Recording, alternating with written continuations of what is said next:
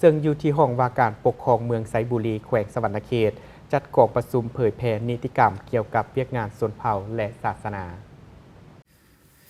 กองประชุมจัดขึ้นในวันที่ 17 มีนาคม 2025 โดยการเข้าร่วมของทานคาราโซลุยบัวทองเลขาคณะบริหารงานพรรคเมืองไซบุรีทานสสอนผิดพานุวงศ์หัวหน้ากรมชนเผ่าและศาสนากระทรวงภายในพร้อมด้วยภาคส่วนที่เกี่ยวข้องขันกระทรวงขันแขวงขันเมืองและขันบ้านเข้าร่วมทานคาราโซลุยบัวทองได้กล่าวว่าเวียกงานชนเผ่าและศาสนาแม่นเวียกงานหนึ่งที่พรรครัฐบาลเฮายามใดก็ถือเป็นสำคัญ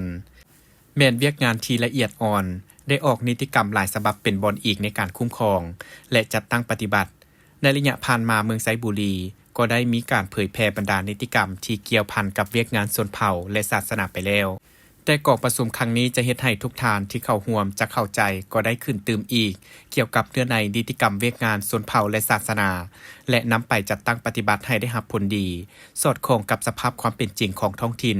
และยกสมัยเมืองไซบุรีมีพลเมืองทั้งหมด 60,000 กว่าคนหญิง 30,000 กว่าคนเชื่อถือ2ศาสนาคือศาสนาพุทธและศาสนาเยซูมี3ชนเผ่าคือชนเผ่าลาวผู้ไทยและเผ่าบลูสำหรับเอกสารที่นำมาเผยแพร่ในครั้งนี้ประกอบมีดำรัสว่าด้วยการคุ้มครองและปกป้องการเคลื่อนไหวศาสนาอยู่สปป.ลาวฉบับเลขที่ 315/ลบลงวันที่ 16 สิงหาคม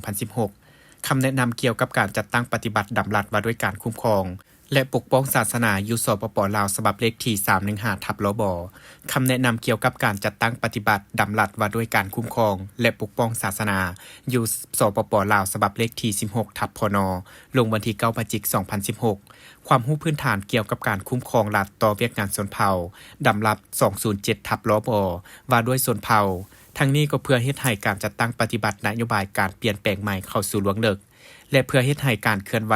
เวียกงานของบรรดาการจัดตั้งศาสนาเข้าสู่กลไกการคุ้มครองรัฐภายใต้รัฐธรรมนูญกฎหมายและนิติกรรมต่างๆของสปป.ลาว